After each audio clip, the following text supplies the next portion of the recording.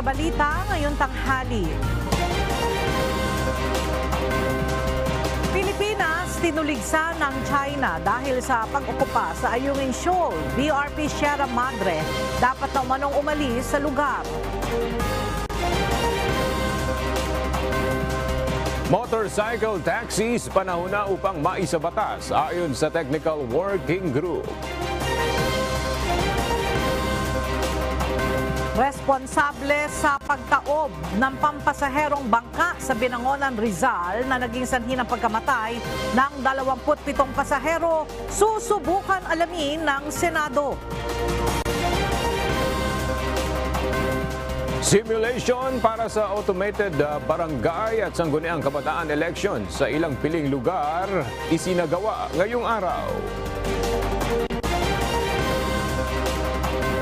Kaligtasan ng mga person deprived of liberty nais matiyak ng Senado kasunod ng nadiskubreng umano'y mass grave sa New Bilibid Prison. Isa na namang kakaibang istorya na panood ng libo-libong wishers sa 8 Wish Date concert kagabi. Magandang tanghali mga kasangbahay. Ngayon po ay araw ng Martes, August 8, 2023 at una sa mga balita ngayon tanghali. Matapos ang nangyaring pangaharang at pambobomba ng water cannon ng Chinese Coast Guard sa barko ng Pilipinas noong Sabado, inaakusahan ngayon ng China ang Pilipinas na umano'y permanenteng inookupa ang kung tawagin nila ay Renejao. Ito ang lugar na kilala natin sa tawag na Ayungin Shoal na bahagi ng pinag-aagawang teritoryo sa West Philippine Sea. Sa isang pahayag ng Foreign Affairs Ministry ng China, muling iginiit nito na pagmamay-ari nila ang teritoryo at sinabing na makailang ulit na anilang nangako ang Pilipinas na aalisin doon ang ating mga military vessel. Subalit, hindi nila tumutugon dito ang ating bansa. Binigyan din ng China na dapat nang umalis ng BRP Sierra Madre sa Ayungin Shoal. Nanindigan ang mga ito na panghihimasok sa kanilang teritoryo at labag sa batas ang ginawang resupply mission ng barko ng Pilipinas noong Sabado. Ayon pa sa China, malinaw na isang political drama lamang ang South China Sea Arbitration. Hinikayat nito ang Estados Unidos na itigil na ang paggagamit sa South China Sea issue upang magpalaganap ng anumang kalituhan o hindi pagkakasundo at sa halip ay irespeto ang territorial sovereignty at maritime rights ng China. Nanindigan ang National Task Force on the West Philippine Sea na makailang ulit ng delikadong nagmaniobra at hinarangan ng Chinese Coast Guard ang mga barko ng Pilipinas. Bago pa mismo ang araw ng resupply mission, ilang CCG vessels na ang namataan malapit sa Escoda Shoal kung saan hinihintay ng dalawa nilang supply boats. Narito ang report ni Harleen Delgado. Mananatili sa Ayungin Shoal ang BRP Sierra Madre at ipagpapatuloy pa rin ito ang pagsuporta sa mga sundalo. Ito ang tiniyak ng National Task Force for the West Philippine Sea kasunod ng panibagong bullying ng China sa mga barko ng Philippine Coast Guard. Ayon kay National Security Council Assistant Director General Jonathan Malaya, wala silang balak umalis sa lugar dahil lang sa mga ganitong insidente. We will never abandon Ayungin Shoal. We are committed to Ayungin Shoal. We are consistent with the President's directive during the SON that we will not lose an inch of our territory. Ayon naman sa Department of Foreign Affairs, ipinatawag nila kahapon ng umaga si Chinese Ambassador to the Philippines, Wang Shilian. Nakapaghain na rin ng panibagong protesta ang gobyerno ng Pilipinas laban sa China. The Philippines demands that China immediately stop its illegal activities in our maritime zones, comply with its obligation under international law, including the 1982 UNCLOS and the 2016 award and the South China Sea Arbitration. Mula 2020, mahigit 400 diplomatic protest na umano ang naihain ng Pilipinas laban sa China. 35 nito ang naihain ngayong taon, kasama na ang bagong water cannon incident. Harleen Delgado, UNTV News and Rescue. Diyos ang aming sandigan, serbisyo publiko ang aming pinahahalagahan. Hindi umano umano matatapos ang pangaharas ng China sa mga barko ng bansa sa West Philippine Sea hanggat walang maayos na pag-uusap sa pagitan ng dalawang bansa ayon sa isang security studies expert. Nagpahayag naman ng suporta sa Pilipinas ang Estados Unidos at mga kaalyadong bansa sa gitna ng pambubuli ng China. Narito ang report ni Ryan Lacanlale. Maaaring mas palala pa sa water cannon, laser pointing at dangerous maneuver ang posibleng sapitin ng mga barko ng Pilipinas mula sa Chinese Coast Guard hanggat walang malinaw na pag-uusap sa pagitan ng Pilipinas at China. Para sa security studies expert na si Professor Romel Banlawi, walang ibang solusyon sa problemang ito kundi daanin sa direct political negotiation para magkaroon ng payapang solusyon. Sinabi pa ni Professor Banlawi na haharangin at haharangin lang ng China ang anumang unilateral activity na gagawin ng bansa sa West Philippine Sea. Kaya't bago pa humantong sa mas malalang komprontasyon ay kailangan na itong maresolba.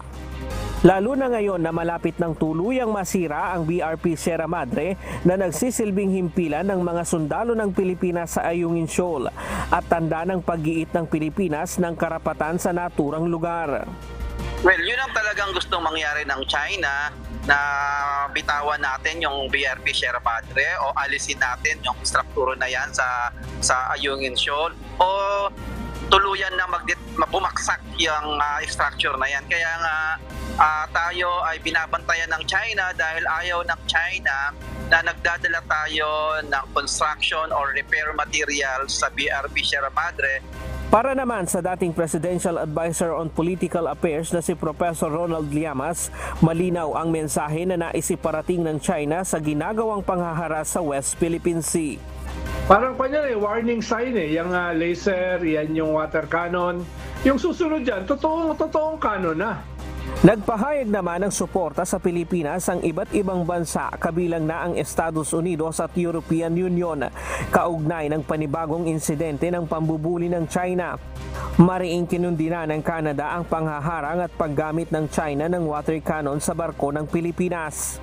Na isa sa panganib-anila nito ang seguridad sa rehiyon at posibleng pagmulan pa ng mas malalang komprontasyon.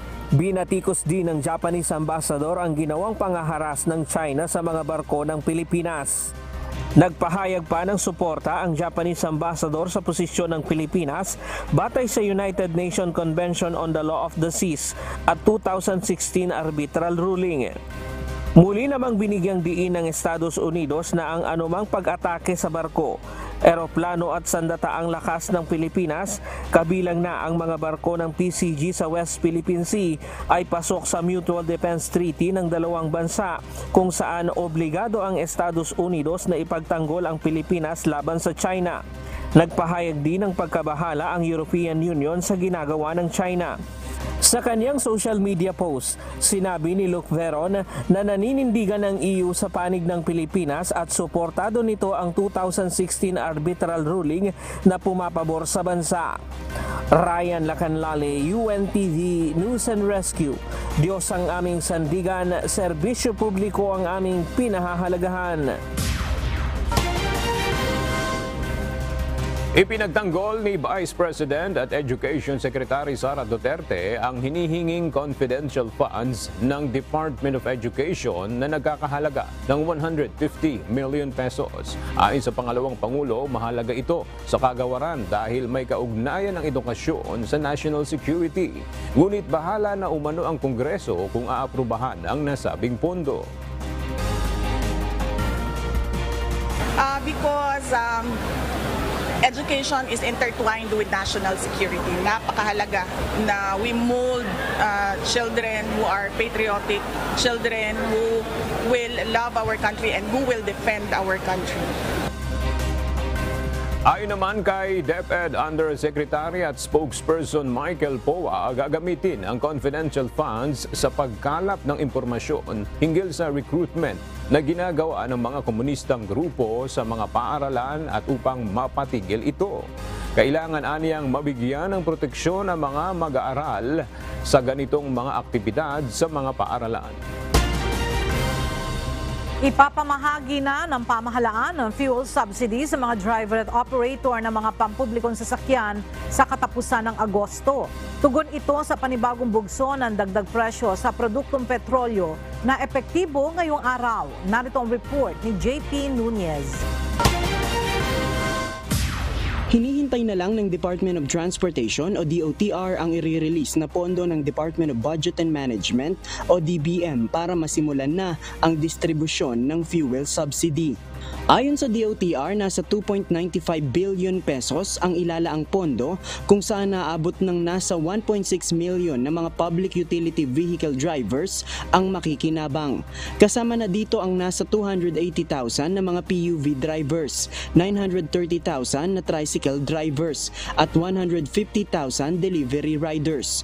Makatatanggap ng 10,000 pesos na one-time cash assistance ang mga modern jeep at modern UV Express. Habang 6,500 pesos naman sa iba pang uri ng mga pampublikong transportasyon. 1,000 pesos sa mga tricycle drivers habang 1,200 pesos naman sa mga delivery rider. Fuel subsidy ang ayudang ibinibigay ng pamahalaan sa mga PUV driver at operators upang tulungan ang mga ito sa tuwing nagkakaroon ng serye ng oil price hike. Ngayong araw, panibagong dagdag presyo sa mga produktong petrolyo ang ipatutupad ng mga kumpanya ng langis. Sa abiso ng mga oil company, tataas ng 4 na piso kada litro ang presyo ng diesel, habang 50 sentimos kada litro ang dagdag sa gasolina at mahigit 2 piso naman sa kerosene.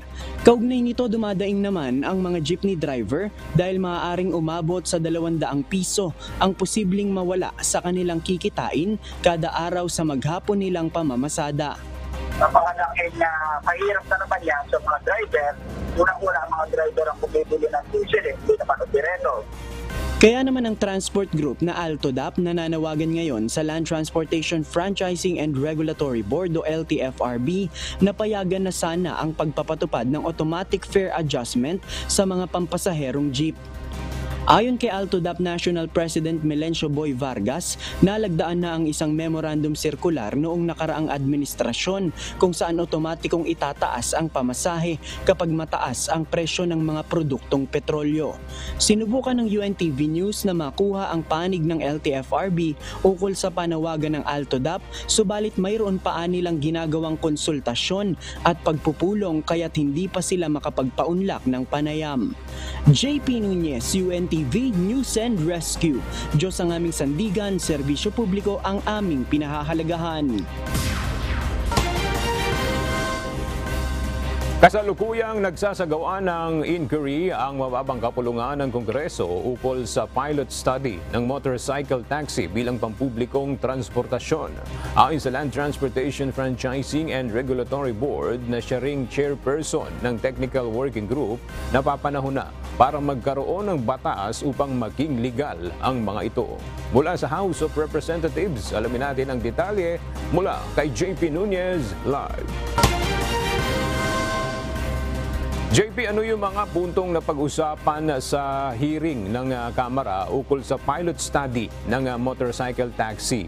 At may nakikita bang pag-asa yung Technical Working Group na maisa sa batas ito sa lalong madaling panahon?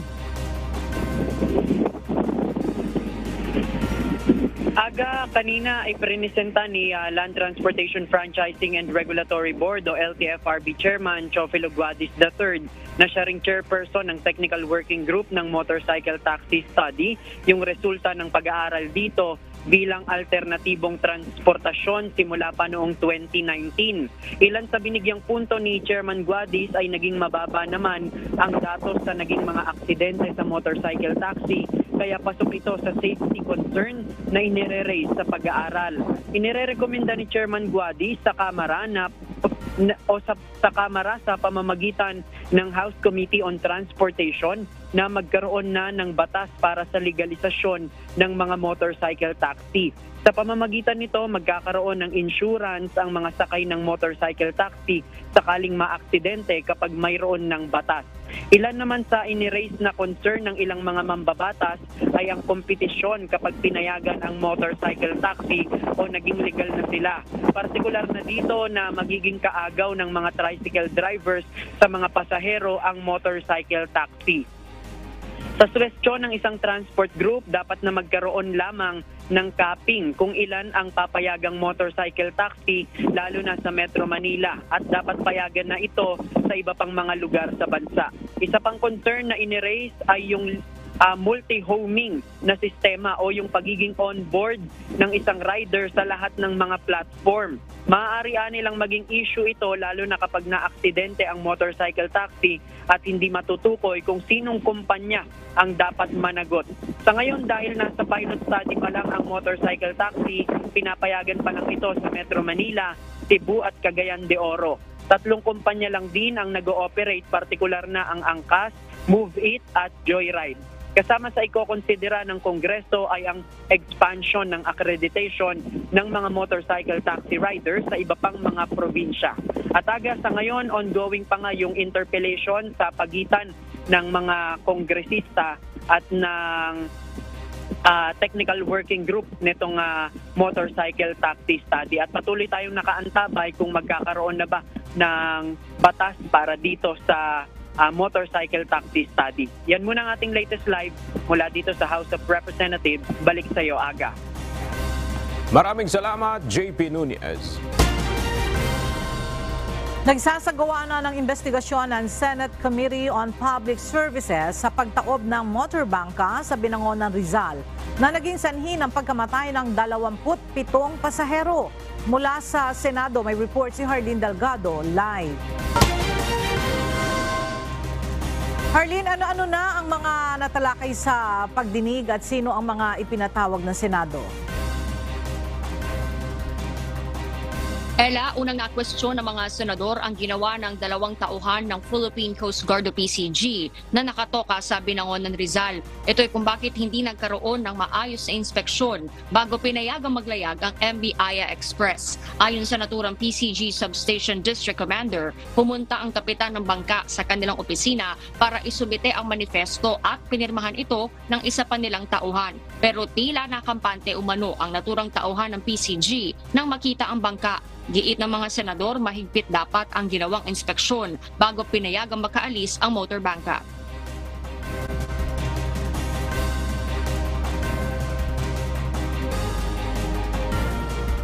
Hindi tama ang ginawa niya na pinirmahan lang niya na hindi niya tinignan. Tingnan niyo po, Your Honor, yung bangka. Pero dahil nakita yung manifesto, hindi ito katao na yung nakalagay. So, naging kampante siya na hindi... So, nakita niya yung bangka. So, nakita niya yung bangka. Lumulutang pa naman. So, pag-alas ng kapitan, okay. Lumabas po siya ng substation Binangonan. Pinunta niya po yung bangka. No, you did not. No, you did not. Hindi mo ginawa yun. Ulitin ko, ito testigo, siya ang pumunta sa inyo, 150 meters kanyo. Pumunta siya doon, pinakita yung dokumento, konting usap-usap, chit-chat.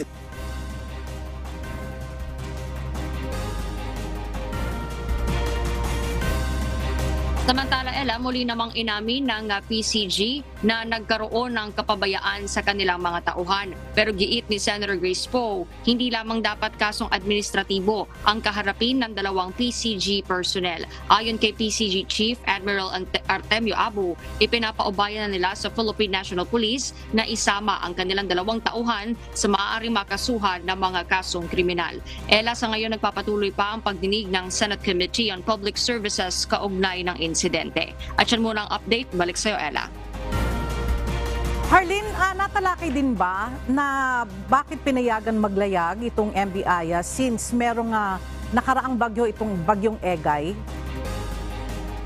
Ella, sa ngayon, hindi pa natatalakay ang particular na issue. More on doon sa naging aksyon ng 2 PCG personnel. At ngayon nga, Ella, ay tinatalakay naman yung naging pag-issue o kung na-inspect ng Marina yung seaworthiness at kung may sapat pang permit itong MV Aya Express bago ito naglayag at bago nga nangyari yung trahedya, Ella. Alright, maraming salamat Harleen Delgado live na nagulat mula sa Pasay City. Nagsagawa ng pilot testing o simulation ang Commission on Elections para sa automated elections sa 3 barangay para sa darating na barangay at sangguniang kabataan elections sa Oktubre. At mula sa Dasmariñas, Cavite, narito ang live report ni Ryan Lacanale. Ryan, kumusta yung naging sitwasyon doon sa simulation at naging maayos ba o nagkaroon ba ng ilang problema? Naging maayos naman sa kabuuan ang isinagawang mock election o dry run sa ilang barangay na nasa sa ilalim sa BSKE nitong darating na October 30. Maagang pumila ang ating mga kababayang nakibahagi sa mock election. Alas 7 ng umaga binuksan na ang mga presinto kaya maagang nakaboto ang mga botante. Walang masyadong naging aberya maliban sa hindi agad pumapasok sa vote counting machine ang balota ng ilang mga botante. 5 paaralan ang nakibahagi sa pilot testing ngayong araw, 2 sa Quezon City, 3 sa Dasmariñas, Cavite. Sa darating na October 30, 3 barangay ang isa sa ilalim sa automated election sa unang pagkakataon sa kasaysayan ng BSKE. Ito ay ang Barangay Paliparan 3 at Barangay Zone 2 dito sa Dasmariñas, Cavite at ang Barangay Pasong Tamo sa Quezon City. Target ng Commission on Election na maging automated ang barangay election sa 2025 o 2025. Mas bawas daw trabaho ito sa mga guro at botante at mas accurate ang resulta ng eleksyon. Present din sa mock election kanina ang watchdog na NAMPREL at PPCRB. Ayon sa NAMPREL o National Citizens Movement for Pre-Election, satisfied sila na doable ang automated election sa barangay at SK election. Bagamat may ilang aberya gaya ng pagpasok nga ng bota sa mga DCM o vote counting machine, kailangan daw na bigyan muna ng maayos na instruction ang mga botante na magpapasok ng kanilang balota para tanggapin agad ito ng DCM. Ang ibang botante dahil hindi agad tinatanggap ang machine ang balota ay natatanggal ito sa folder at nakukompromiso daw ang secrecy ng kanilang mga boto. Isa rin sa nakikitang magiging problema ng NAMPREL sa ganitong sitwasyon ay ang registration ng mga kandidato dahil kakailangan itong madaliin. Isa pa rin sa nais i-propose ng NAMPREL sa COMELEC ay ilagay na sa QR code ang resulta ng bilang ng ilalabas ng BCM. So muna ang latest mula dito sa Dasmariñas, Cavite. Balik sa iyo, Aga. Maraming salamat, Ryan Lacanale.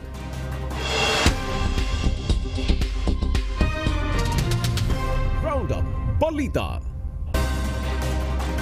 Pumanaw na si dating Department of the Interior and Local Government Undersecretary Martin Dino. Kinumpirma ito mismo ng kanyang anak na si Liza Dino Seguera. Sa isang official post, ibinahagi nito ang malungkot na balita ng pagkamatay ng kanyang ama pasado alas 12 ng madaling araw kanina. Nauna nang sinabi ng anak nito na mayroong stage 4 cancer ang dating DILG official. Bago pa naging DILG Undersecretary, dati na ring nagsilbi bilang chairman ng Subic Bay Metropolitan Authority si Martin Dino at minsan ring pinangunahan ang organisasyon ng Violence Against Crime and Corruption.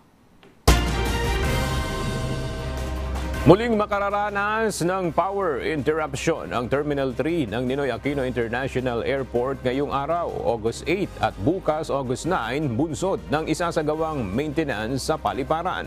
Sa abiso ng Manila International Airport Authority o MIAA, tatagal ng 4 na oras ang power interruption na iiral mula alas 7 hanggang alas 11 ng umaga. Gayunman, siniguro ng management na may naka-standby pa rin na generators para sa mga critical equipment sa terminal. Tiniyak naman ng MIAA na hindi ito makakaapekto sa operasyon ng mga flight. Bubusisi mabuti ng Department of Budget and Management ang paggamit ng pondo ng mga ahensya ng pamahalaan. Ito ay dahil na rin sa low utilization o mababang paggasto sa pondo ng mga ito. Ayon kay DBM Secretary Amena Pangandaman, plano nila na ilabas na ang lahat ng Special Allotment Release Order o SARO sa unang quarter ng taon. Bubuo din anya sila ng technical working group upang i-review ang budget execution process sa susunod na taon. Hinikayat ng Philippine National Police ang mga content creator o vloggers na maging responsable sa kanilang mga video. Ito'y matapos nakasuhan at arestuhin ng mga otoridad ang Tucomi Brothers dahil sa kidnap prank noong Abril. Babala ng PNP sa mga content creator, piliin ang gagawing vlog dahil maaari silang makasuhan at maaresto kung maghahatid ng kaguluhan at takot sa publiko. Plano ng pamahalaan na magtayo ng water impounding systems sa Bulacan at Pampanga. Ito ay bilang pangmatagalang solusyon sa mga pagbaha sa Central Luzon. Narito ang report ni Nestor Torres. Iniutos na ni Pangulong Ferdinand Marcos Jr. ang masusing pag-aaral sa panukalang magtayo ng impounding system sa Candaba Swamp sa Pampanga bilang pangmatagalang solusyon sa pagbaha sa probinsya. Tinalakay ang pagkakaroon ng malaking imbakan ng tubig sa pakikipagpulong ng Pangulo sa mga lokal na opisyal ng Pampanga kahapon. Pero agad itong tinutulan ng isa sa mga kongresista ng Pampanga. We are not going to allow that. At dyan po sa Candaba, dyan po nag-umpisa ang Hukbalahap movement. If you want a security problem, sirain niyo po yung hanap buhay po ng lahat ng mga magsasaka sa Candaba. Mag-walk out po kami dito. Tiniyak naman ng Pangulo na tutulungan ang mga magsasaka sakaling maapektuhan nga ng planong water impounding system. Sasabihin natin, ilalagay natin sa swamp. Paano nga yung mga nagtatanim doon? O di maghahanap tayo. We will find something else for them to do. We'll find another piece of land. Hindi naman natin sila pababayaan. Thank you. Pag nangyari yun, magre-resign na ako ng DA dahil mali na yung aming, hindi na tama yung aming plano. Inaprubahan na rin ng Pangulo ang inaprubahan na panukalang dredging o paghuhukay sa mga daanan ng tubig sa probinsya bilang mabilis ang solusyon sa pagbaha. It is a very temporary solution. It lasts for maganda na yung 4 to 6 months. Tapos magde-dredge ka ulit. Number 2, napakamahal gawin. So, we cannot continue to do this as a solution na every season magde-dredge tayo. Malulugi ang buong gobyerno kung yan lang ang gagawin natin. We have to find a long-term solution. Tataasan naman ang bahagi ng North Luzon Expressway o NLEX, partikular sa Tulaok Bridge sa bayan ng San Simon na binaha at nagdulot ng problema sa trapiko sa nakalipas na mga araw.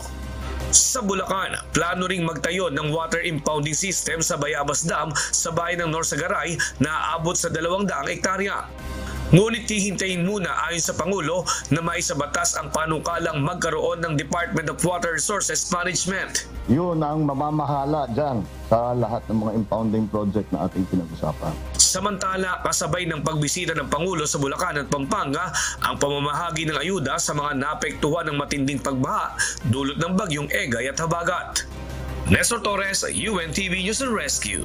Diyos ang aming sandigan, serbisyo publiko ang aming pinahahalagahan. Binuksan na kahapon ng Department of Education ang enrollment para sa school year 2023 to 2024. Nakahanda na rin ang Philippine National Police sa ipatutupad na seguridad sa muling pagbubukas ng klase sa August 29. Narito ang report ni Bernadette Tinoy. Puspusan ng paghahanda ng Department of Education sa pagbubukas ng klase sa Agosto 29. Kasabay ng paglulunsad ng Brigada Eskwela kahapon, formal na ring binuksan ang enrollment sa mga pampublikong paaralan. Nasa 28.8 milyong enrollees sa mga pampubliko at pribadong paaralan ang inaasahan ng DepEd ngayong taon. Mas mataas ito sa 28.4 milyon noong nagdaang school year. Sinabi naman ng DepEd na hindi nila pipilitin ang mga mag-aaral at guro na pumasok sa paaralan kung kabilang ito sa mga nakapagtala ng infrastructure damage bunsod ng mga nagdaang kalamidad. Umabot na sa 353 paaralan sa bansa ang apektado ng nagdaang bagyo at habagat, habang higit sa 100 paaralan pa rin ang kasalukuyang ginagamit bilang evacuation centers. Sa mga nasira na paaralan, noong recent na bagyo, sila po ang priority sa ating disaster funds para sa repairs. Pero now they're already in the field, they're already assessing kung magkano talaga yung mga gastos natin. And we'll see. Kasi yan naman talagang QRF para for that purpose, no? Para pag binagyo tayo, yung mga recent calamities talagang nagbababa tayo ng QRF worth 2 billion. Nasa 11,000 pulis naman ang ide-deploy ng Philippine National Police para matiyak na magiging maayos at payapa ang pagbubukas ng klase.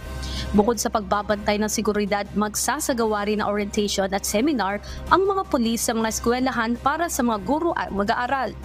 Paano po makakaiwas na maging biktima po ng mga iba't ibang klaseng krimen at syempre yung ating mga anti-illegal drugs abuse prevention and education. Bernadette Tinoy, UNTV News and Rescue. Diyos ang aming sandigan, serbisyo publiko ang aming pinahahalagahan. Hindi pa aalisin sa mga inookupahang eskwelahan ang mga evacuee sa Albay na apektado ng aktibidad ng Bulkang Mayon. Ayon sa Department of Education Bicol, sila na ang mag-a-adjust sa pamamagitan ng pagsasagawa ng distance learning. Problemado naman ang ilang magulang sa malaking gastos sa pamasahe ng kanilang mga anak na papasok sa eskwela. Narito ang report ni Jerry Galicia. Magpapatupad ng distance learning ang DepEd Bicol sa lahat ng mga apektadong mag-aaral na nasa mga evacuation centers sa Albay, bunsod ng patuloy na aktibidad ng Bulkang Mayona. Bahagi ito ng inilatag na contingency plan ng DepEd Bicol sa pagbubukas ng klase sa August 29. Bukod sa paggamit ng module, ipapatupad din ang shifting ng pasok ng mga mag-aaral sa umaga at hapon. Ibig sabihin, kombinasyon ng face-to-face at ng modular at ng other distance learning. Halimbawa, in the morning, yung talagang mga occupants noon ay mag-face-to-face. Then, pagkahapon, ang mag-face-to-face naman yung mga evacuees na estudyante. Then they will have modules. Sa tala ng Department of Education o DepEd Bicol, umaabot na sa mahigit 19,000 mag-aaral ang apektado ng patuloy na naranasang mataas na aktibidad ng Bulkang Mayona. Kasama dito ang mga mag-aaral sa mga eskwelahan na ginagamit bilang evacuation center ng Marsdente inilikas mula sa 6-kilometer permanent danger zone. Samantala, problema ang kinakaharap ng ilang mga magulang sa dagdag gastusin at hindi komportableng kalagayan ng kanilang mga anak sa mga evacuation centers sa nalalapit na pasukan. Wala pa po sindang gamit. Mahirap kasi siyempre pag-araw pupunta ka dito, tapos gabi pupunta ka naman doon. Pagka umaga mag-aasikaso ka sa pagpasok nila. Mahirap. Yan, siyempre kunting tiis. Unang-una yung fare, pamasahe po nila. Medyo malayo po kasi dito sa Suhuton kaysa doon sa Lidong. Dito po ilang pang tricycle, ilan pa silang sakay. At saka additional na ano naman po yon, karagdagan na naman na gastos. Umaasa na lamang ang mga evacuee na makakabalik na sila sa kanilang mga tahanan ngayong mababa na ang posibilidad ng pagsabog ng Bulkang Mayona. Jerry Galicia, UNTV News and Rescue. Diyos ang aming sandigan, serbisyo publiko ang aming pinahahalagahan. Nakiisa ang Metropolitan Manila Development Authority o MMDA sa ginagawang Brigada Eskwela ng Department of Education. Ngayong araw, nagtungo ang mga tauhan nito sa Pateros Elementary School upang tumulong sa pagsasaayos ng paaralan. Para sa detalye, may report si Alan Manansala live. Alan, ano ang partikular na papel ng MMDA sa isinasagawang brigada dyan sa Pateros Elementary School? Ella, maliban doon sa ginagawa nilang paglilinis, ay karamihan sa mga miyembro ng MMDA nakatulong din sa declogging o yung pag-aalis ng mga nakabarang drainage dito sa paaralan. Gayon din yung pagsasaayos ng pagkukumpuni ng mga ilang mesa sa mga ginagamit ng mga teacher, lalo na paparating na naman ang pasukan, Ella. At kaya gano'n na lamang ang ginagawang pagkukumpuni ng pagtutulong ng ilang miyembro ng MMDA. Pinangunahan ng Metropolitan Manila Development Authority, Ella, ang ginawang Brigada Eskwela dito sa Pateros Elementary School. Kabilang sa mga naging bahagi nila ay ang pagkukumpuni ng mga sirang mesa ng mga guro, misting din naman sa mga lugar na maaaring pamugaran ng mga lamok na may bitbit na mga samot-saring sakit at declogging sa mga drainage. Maliban sa mga miyembro ng MMDA, ELA ay katuwang din sa Brigada Eskwela ang local government unit ng Pateros. Narito at pakinggan natin ang ilan sa mga naging payag ni Acting Chairman MMDA Romando Artes.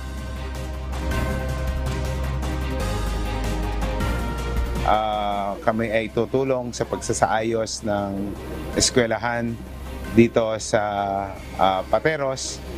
Meron po tayong mga personnel at soon gagamitin po natin yung ibinigay sa ating tupad ng DOLE. I-assign din po natin yan dito sa Pateros, yung mga ipinasok ni Mayor na mga tupad workers para po hindi na sila mamamasahe at ma-involve po ang community sa pag-aayos. Hindi lamang na eskwelahan, pati na rin po yung pag-declog ng mga kanal dito po sa bayan ng Pateros. At hindi lamang ito ang ating tinatanggap galing po sa MMDA at tuloy-tuloy po ang tulong na ginagawa siguro ng MMDA po para sa atin. Palagay ko tayo po ang isa sa pinakamalaki ang nakukuhang tulong sa ating Metro Manila Development Authority sa pamamagitan po ng ating Chairman Don Artes. So thank you very much po. Ella, kanina sinabi rin ni MMDA Acting Chairman Don Artes na plano nilang i-launch sa Pateros Elementary School ang paglalagay ng rain catchment system na maaaring magamit ng mga batang estudyante ngayong darating na pasukan. Ang rain catchment system, Ella, ay ang may kapasidad na ang tubig ulan ay makonvert sa isang malinis na inuming tubig. Kung dati during pandemic, nasa 1,700 lang ang naging enrollees at ngayon aasahan na aabot sa 12,000 ang magpapatala sa naturang paaralang ito. Lalo't pinapayagan na ng LGU ang face-to-face classes sa kanilang lugar. At dito nga sa likuran ko, Ella, tuloy-tuloy pa rin ang ginagawang paglilinis ng ilan sa mga miyembro ng MMDA. Doon naman sa kabila, ang ginagawa naman ay yung katulong naman mula sa Tupad program na kung saan ang nagiging role naman nila ay yung tatabas ng mga damo tapos yung gardening naman sa kanilang area naman na binigay ng paaralang ito, Ella. Alright, maraming salamat, Alan Manansala. Ligtas na sa kapahamakan ang pulis na suspect sa pamamaril sa dalawang kapwa pulis sa Taguig Police Station kahapon. Ayon kay Taguig Chief of Police Colonel Robert Baisa, patuloy nilang inaalam ang dahilan ng pag-aamok nito na ikinasawi ng isa ring pulis. Narito ang ulat ni Lea Ilagan. Live! Lea, ano yung focus ng investigasyon ng pulisya at may natukoy na bang posibleng mga motibo sa pamamaril? Magandang tanghali sa iyo, Aga. Inaalam ngayon sa isinasagawang investigasyon ng Taguig PNP ay kung bakit mainit na ang ulo ng suspect na si Police Chief Master Sergeant Arl Rakib Agiel nang dumating ito sa opisina sa Taguig Police Station kahapon. Ayon kay Taguig Chief of Police Colonel Robert Baisa, secondary na lamang aniya na nagalit ito dahil sa sinigang na baboy na ulam sa istasyon dahil isa itong Muslim. Sinabi pa ni Colonel Baisa na maingat sila sa ipinalulutong ulam sa istasyon dahil nga nirerespeto nila ang mga pulis na Muslim. Hindi daw inaasahan ng mga pulis na papasok ito kahapon kaya sinigang na baboy ang nilutong ulam. Nag-offer naman daw na bibili na lamang ito ng ibang ulam subalit nag-amok ito at nakasagutan si Police Executive Master Sergeant Heriberto Sakipid. Dahil sa mainitang pagtatalo agad na baril si Agiel at ikinamatay ni Sakipid na damay din ang umaawat lamang na si Police Corporal Alison Sindak na ngayon ay critical pa sa ospital. Nabaril naman ang isa pang pulis ang suspect na si Agiel. Dagdag ni Colonel Baisa, operado na sa puso ang suspect na si Agiel kaya't pinagpapasensyahan ito madalas ng mga kasamahan niya. Gayunpaman, matindihan niya ang galit nito kahapon kaya't nagawa ng mamaril ng mga kasamahang pulis. Kaya naman aga inaalam ng pulisya kung ano ang nag-trigger sa galit ni Agiel na mainit na anila.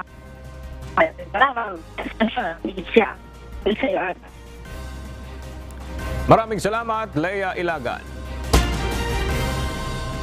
Nagsimula na ang investigasyon ng Senate Committee on Justice and Human Rights hinggil sa natuklasan na umano'y mass grave sa loob ng New Bilibid Prison o NBP. Isa sa nais alamin ng komite ay kung ligtas pa ba ang mga persons deprived of liberty dito. Ang kabuuan ng balita ay hatid ni Dante Amento live. Dante, ano na ang update sa pagdinig sa mga oras na ito? Ella, magandang tanghali. Pinangunahan nga ng Senate Committee on Justice and Human Rights ang inquiry o pagdinig dito sa Bureau of Corrections of Bucor sa Muntinlupa City.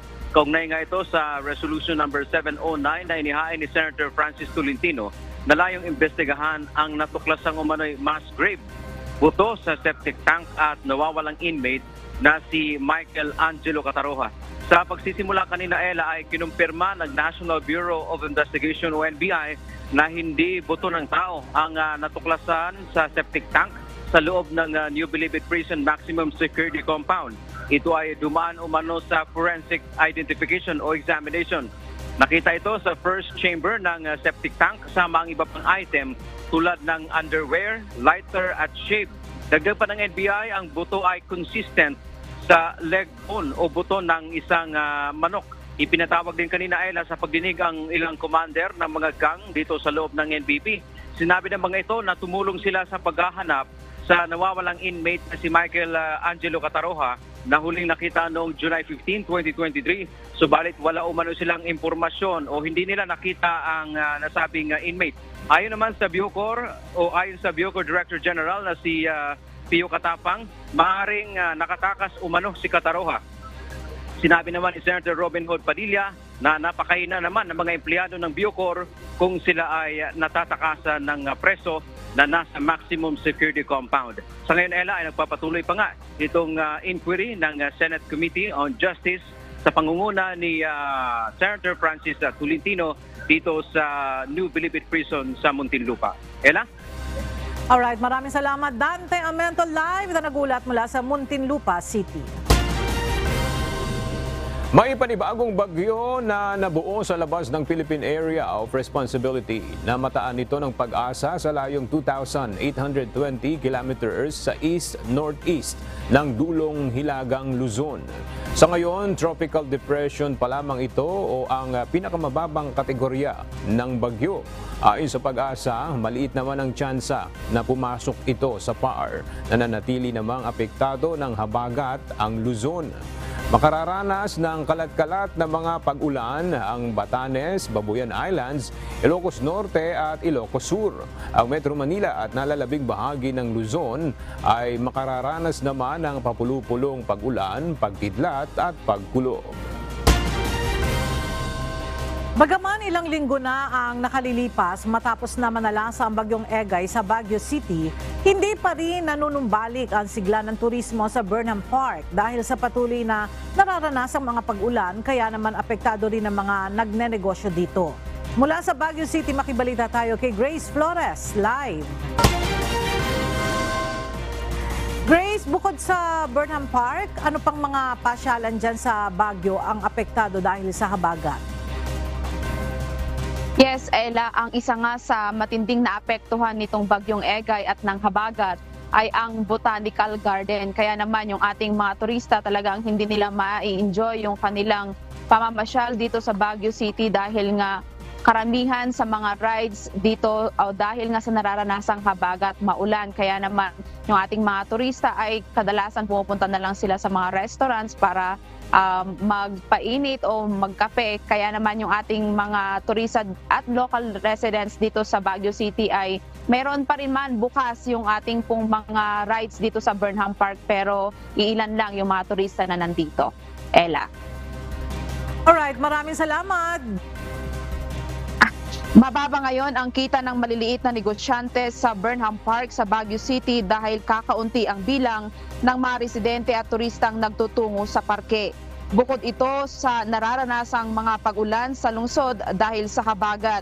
Gayunman, tuloy pa rin naman ang pagpaparenta ng mga bangka sa parke at nananatili itong bukas sa mga turista. Bukod dito, kakaunti rin ang mga nagbibisikleta sa Burnham Park, maging ang mga nagtitinda dito ng pagkain. Sa ngayon, umaasa ang mga photographers, concessionaires, boat at bike operators na bubuti na ang panahon para magbalik ang mga turistang nangangailangan ng kanilang serbisyo. Samantala, ayon naman kay Baguio City Mayor Benjamin Magalong, posible silang magdeklara ng state of calamity bunsod ng iniwang pinsala ng bagyong Egay at habagat. Ayon kay Mayor Magalong, umabot sa 610 families o katumbas ng 2,560 na individual ang apektado ng bagyong Egay sa syudad. 4 ang naitalang injured at 1 ang naitalang nasawi. We're going to declare it today para ma-access na natin yung ating quick response fund. Umabot ng 2,560 ang ating number of evacuees. Pero nagsibalikan na sila lahat. Sa tingin ko, ang naiiwan na lang yata dun sa aming evacuation center is around 60 na lang. Aabot naman sa 18 million ang kabuang halaga ng pinsala sa syudad dahil sa mga pagbaha at pagguho ng lupa. 203 na mga punong kahoy ang naputol at nabuwal dahil sa epekto ng bagyo. Tulong-tulong ang mga uniform personnel at ang City Environment, Parks and Management Office na nag-alis sa mga nabuwal na poste at mga punong kahoy sa lungsod.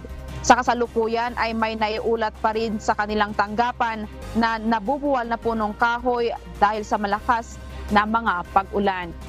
Ella, sa ngayon ay nakakaranas pa rin tayo ng pabugso-bugsong mga pag-ulan at ngayon nga ang temperatura ngayon dito sa Baguio City ay nasa 17 to 22 degrees Celsius. Yan muna ang balita. Balik sa iyo, Ella. Maraming salamat, Grace Flores.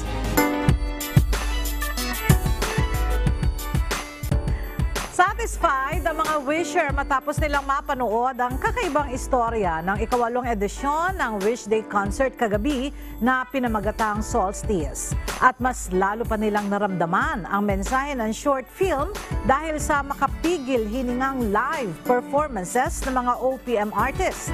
Narito ang report ni Gladys Toabi. Hindi lang umuwing masaya ang mga wisher, kundi dala-dala rin nila ang aral na natutunan mula sa napanood na short film sa ginanap na Wish Day Concert kagabi sa Mall of Asia Arena. Ipinakita rito ang sakripisyo at maging ang paggawa ng mahalagang desisyon para lamang sa mga mahal sa buhay. Pahalagahan ang mga mahal sa buhay habang kapiling pa. Huwag sayangin ang oras habang kasama pa sila. Ilan lamang ito sa mga napagtanto ng mga wisher ng matunghayan ng Wish Day Solstice.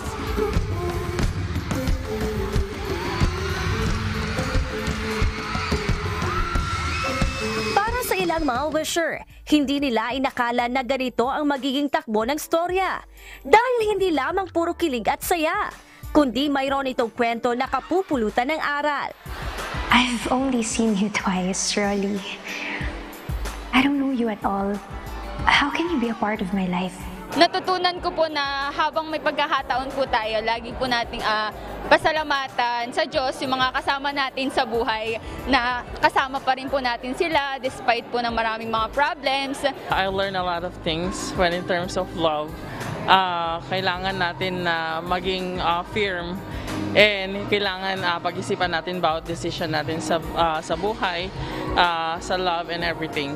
Mas lalo pang naramdaman ng mga wisher ang bigat ng bawat eksena at batuhan ng mga linya ng mga gumanap dahil sa mga kantang tugma sa storyline.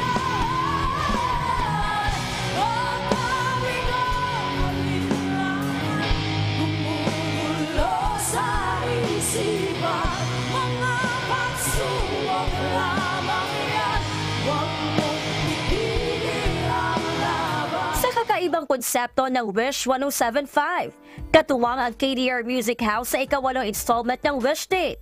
Isang short film at live musical performances ang inihanda bilang pagdiriwang sa ika-9 na anibersaryo ng FM station.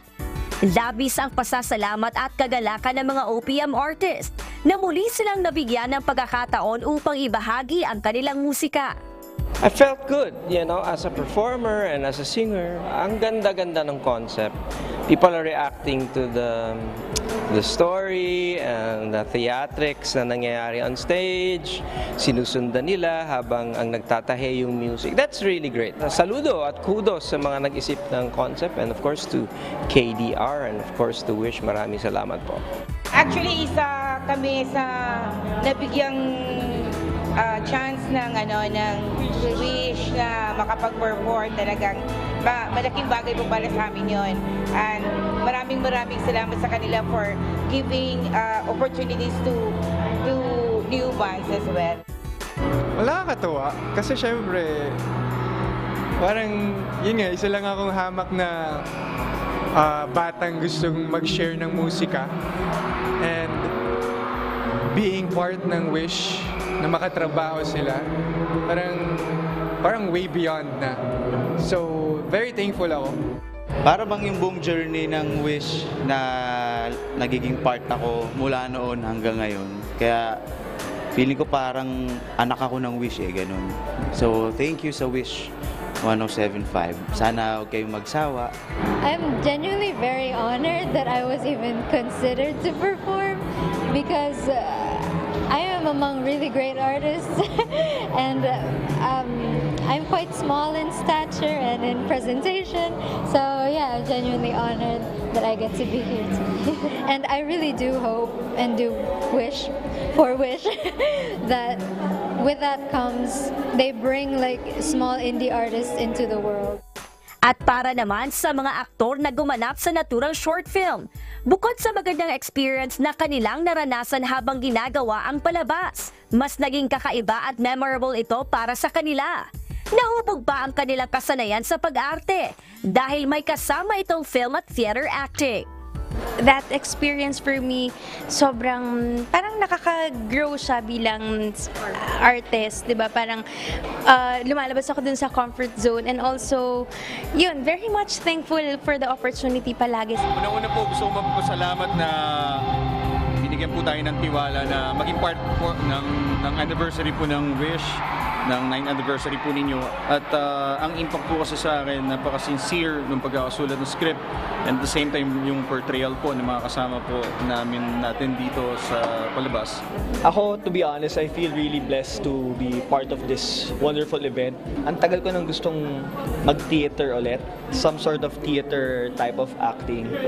And God is good dahil binigyan ako ng pagkakataon to act, not just on a theater but sa MOA Arena. Kaya sobrang thankful ako. Binigyan naman niya sa akin sobrang laki. And it's really a wonderful experience. Marami sa mga nanood ay talagang bumiyahe pa mula sa iba't ibang probinsya upang huwag mapalampas ang pagkakataong mapanood ang Wish Date at maging bahagi sa ika-9 na anibersaryo ng Wish 107.5.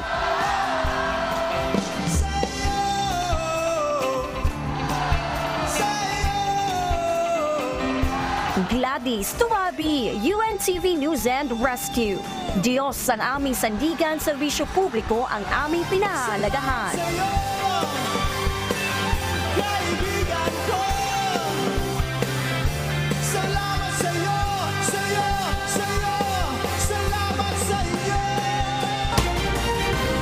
At sa ating pong iiwang mga salita ng Diyos na ating sandigan mula sa Aklat ng Kawikaan, Kapitulo 26, versikulo 21 na nagsasabi, kung paano ang mga uling sa mga baga at ang kahoy sa apoy, gayon ang taong madaldal na nagpapaningas ng pagkakaali.